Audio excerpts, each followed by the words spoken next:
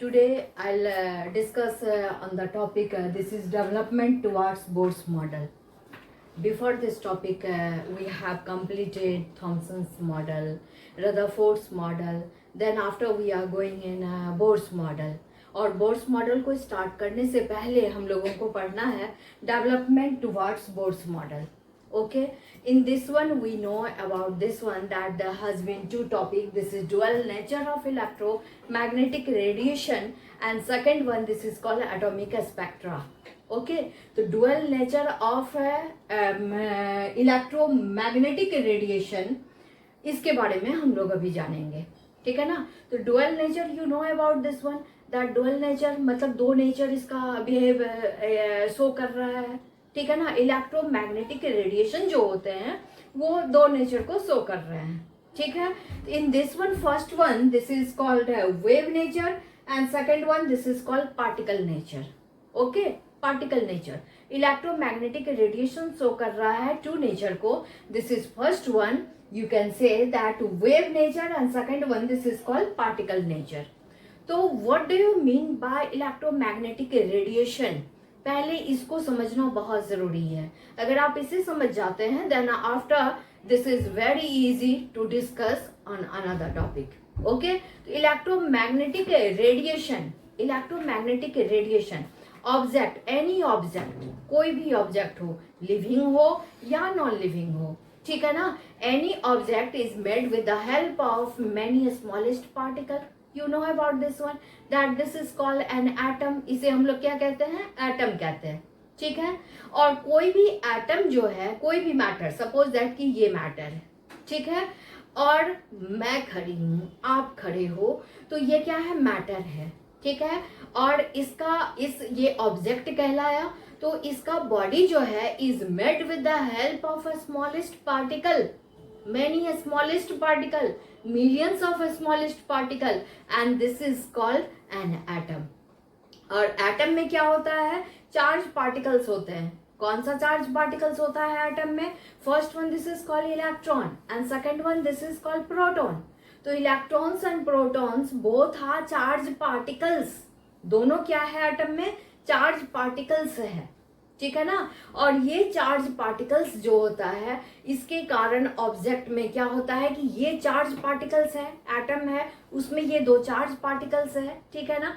Due to this charge particles atom can oscillates, atom can vibrates with some acceleration. ठीक है ना. With some acceleration ये atom जो है वो वाइब्रेट कर रहा है. ठीक है ना. क्यों वाइब्रेट कर रहा है? चार्ज पार्टिकल्स के कारण. चार्ज पार्टिकल्स क्या है? इलेक्ट्रॉन्स है, प्रोटॉन्स है, ये चार्ज पार्टिकल्स है. और वो क्या कर रहा है? वाइब्रेट कर रहा है, ऑसिलेट कर रहा है विथ सम एक्सेलरेशन. ठीक है. और ये ऑसिलेट कर रहा है या वाइब्रेट कर रहा है due to this one electric field has been develop. इसके कारण क्या होता है? वहां इलेक्ट्रिक फील्ड डेवलप होता है. ठीक है ना. और इलेक्ट्रिक फील्ड जब डेवलप होता है तो this electric field has been converted into magnetic field. ये इलेक्ट्रिक फील्ड कन्वर्ट होता है किस चीज में? मैग्नेटिक फील्ड में. तो आप देख रहे हो कि ये वाइब्रेट कर रहा है, एटम्स वाइब्रेट कर रहा है due to charge particles, electrons and protons. Due to this one electric field has been developed, due to this one magnetic field has been developed. और ये इतना क्यों हो रहा है? क्योंकि हर एक ऑब्जेक्ट में कुछ हिट होते हैं. ठीक है ना. वो आप हो कि मैं हूं कि ये हो, कुछ भी लिविंग या नॉन लिविंग, वहां क्या होता है? कुछ हिट होते हैं जिसके कारण कि वो ऑसिलेट कर रहा है, वाइब्रेट कर रहा है, इलेक्ट्रिक फील्ड में चेंज हो रहा है, मैग्नेटिक फील्ड में चेंज हो रहा है. और ये पूरी तरह से ये टर्म क्या कहलाया? Electromagnetic radiation. इसे हम लोग क्या कहते हैं? इलेक्ट्रोमैग्नेटिक रेडिएशन कहते हैं. ठीक है ना. और ये इलेक्ट्रोमैग्नेटिक रेडिएशन जो है वो वेव की तरह बिहेव करता है. वेव नेचर आ जाता है उसमें. इलेक्ट्रोमैग्नेटिक रेडिएशन जो है वो पार्टिकल्स की तरह बिहेव करता है. पार्टिकल्स जैसे पार्टिकल्स टू पार्टिकल्स वो जा रहा है, ऑसिलेट कर रहा है पार्टिकल्स टू पार्टिकल्स. ठीक है ना. तो वो पार्टिकल्स की तरह बिहेव करता है. वो वेव की तरह बिहेव करता है कि वेव इस तरह से जाते हैं तो वेव की तरह बिहेव करता है, ठीक है ना। तो यहाँ क्या हो रहा है, जो वेव नेचर है, वेव नेचर में क्या होता है कि waves of electric field develop हो गया, waves of magnetic field develop हो गया, ठीक है ना। तो आप यहाँ एक ड्राइंग में देख सकते हो कि सपोज दैट ये क्या है, आपका सोर्स है, ओके, ये सोर्स है, और यहाँ जो लाइन जा रही है, this is the direction of propagation, direction of movement, ठीक है ना, direction of propagation, direction of movement of particles, understand. Then after waves जो है ये वेव्स ऑफ इलेक्ट्रिक फील्ड, ठीक है ना, ये वेव्स किसका है, वेव्स ऑफ मैग्नेटिक फील्ड। तो waves of electric field, waves of magnetic field both are perpendicular to each other, ठीक है ना, दोनों एक दूसरे के क्या होते हैं, परपेंडिकुलर होते हैं। वेव्स ऑफ इलेक्ट्रिक फील्ड एक साथ चल रहा है, वेव्स ऑफ मैग्नेटिक फील्ड एक साथ चल रहा है, ठीक है ना। तो both are perpendicular to each other and waves of electric field and waves of magnetic field both are perpendicular to direction of movement, direction of propagation to a target, to a point, ठीक है ना, to a target, to a point. That's why we can say that electromagnetic radiation behaves like a wave, ठीक है ना।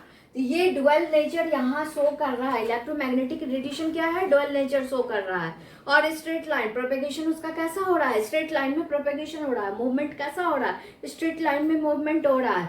तो particles nature भी ये क्या कर रहा है, शो कर रहा है, ठीक है ना। तो इस तरह से हम लोग क्या देख रहे हैं कि इलेक्ट्रोमैग्नेटिक रेडिएशंस जो होते हैं, इलेक्ट्रोमैग्नेटिक रेडिएशंस ट्रैवल करता है, कैसे ट्रैवल करता है, in vacuum also there has been no need of any medium, ठीक है ना, there has been no any need of medium, they can travel in vacuum, वो वैक्यूम में भी ट्रैवल कर सकता है, करता है हमेशा, वहां कोई मीडियम की जरूरत नहीं है, साउंड मीडियम हो या वाटर मीडियम हो, किसी भी मीडियम की जरूरत नहीं होती है, ठीक है ना, वो ट्रैवल कर सकता है। और ये इलेक्ट्रोमैग्नेटिक रेडिएशन जो है वो कैरेक्टराइज्ड होता है किस तरह से, फ्रीक्वेंसी शो कर रहा है, ठीक है, वेलोसिटी शो कर रहा है, वेवलेंथ शो कर रहा है, वेव नंबर शो कर रहा है, ये सारा कैरेक्टराइज्ड है, ये सारा कैरेक्टर्स है इसका, ठीक है। Frequency, what do you mean by frequency? You know about this one in schools,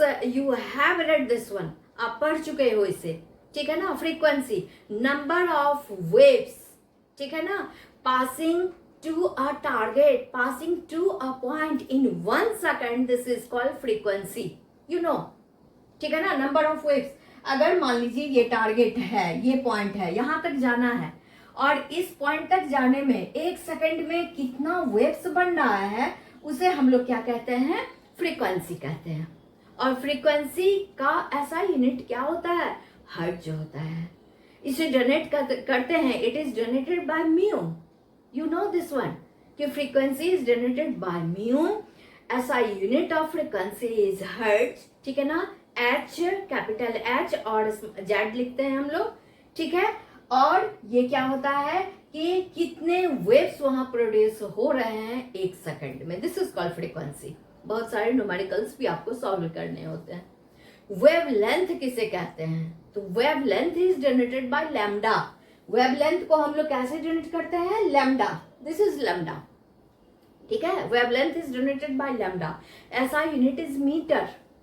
तो what is wave length, wavelength हम लोग किसको कहते हैं, वेवलेंथ जो होता है distance between two crest, distance between two trough.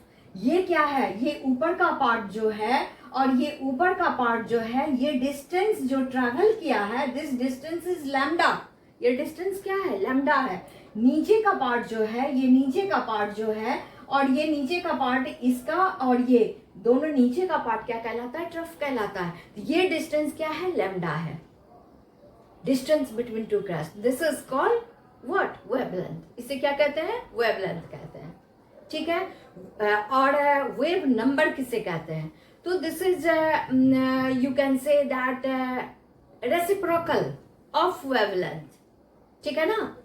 अगर वेवलेंथ का यूनिट मीटर है तो जस्ट रेसिप्रोकल होता है वेव नंबर, ठीक है ना, रेसिप्रोकल होता है वेव नंबर, और वेव नंबर को हम लोग म्यू बार करके शो करते हैं, तो this is reciprocal of wavelength. Metre अगर है तो इसे हम लोग क्या कहते हैं, 1/मीटर, दैट मीन्स ये मीटर क्या होगा, इस तरह से होगा, दिस इज एसआई यूनिट, ठीक है ना, ये वेव नंबर हुआ। Then after you come here velocity, velocity you know this one, that velocity, unit of velocity, this is meter per second, ठीक है, जान रहे हो। यहां हम लोग क्या जानेंगे, वेलोसिटी का फॉर्मूला क्या होता है, म्यू इंटू लैम्डा, ठीक है ना, वेलोसिटी का फॉर्मूला क्या होता है, म्यू इंटू लैम्डा। तो इस पर हम लोग क्या करेंगे, न्यूमेरिकल सॉल्व करेंगे, ठीक है। ये कैरेक्टर्स किसका है, इलेक्ट्रोमैग्नेटिक रेडिएशंस का कैरेक्टर्स है, ठीक है ना। तो यहां तक आप पढ़ लेंगे, और नेक्स्ट क्लास में हम लोग किसके बारे में पढ़ेंगे, पार्टिकल नेचर के बारे में, ये एटॉमिक स्पेक्ट्रा के बारे में पढ़ेंगे कि development towards Bohr's model, there has been 2 points. First one, this is called dual nature of electromagnetic radiation. दो नेचर इलेक्ट्रोमैग्नेटिक रेडिएशन का होता है, this is called wave nature and this is called particle nature. और second इसका क्या है, second point क्या है, एटॉमिक स्पेक्ट्रा, ठीक है ना, सेकंड पॉइंट क्या है, एटॉमिक स्पेक्ट्रा। तो एटॉमिक स्पेक्ट्रा को हम लोग नेक्स्ट क्लास में पढ़ते हैं कि एटॉमिक स्पेक्ट्रा को थोड़ा सा जानना जरूरी है अच्छे से। और यहाँ आप जान गए कि what do you mean by electromagnetic radiation, electric field भी है, मैग्नेटिक फील्ड भी है, किसके कारण हो रहा है, ये हीट के कारण हो रहा है, कोई भी ऑब्जेक्ट है स्मॉलेस्ट पार्टिकल से बना है, this is called an atom, और एटम में चार्ज पार्टिकल्स होते हैं, this is electrons and protons, वो ऑसिलेट करता है, वाइब्रेट करता है with some acceleration, due to this one electric field develop, due to this one magnetic field develop, और ये इलेक्ट्रोमैग्नेटिक रेडिएशन टर्म कहलाता है। ये बिहेव शो करता है, ये नेचर शो करता है वेव की तरह, ये नेचर शो करता है पार्टिकल की तरह, ठीक है ना। तो आज यहीं तक रहने देते हैं, ओके, थैंक यू।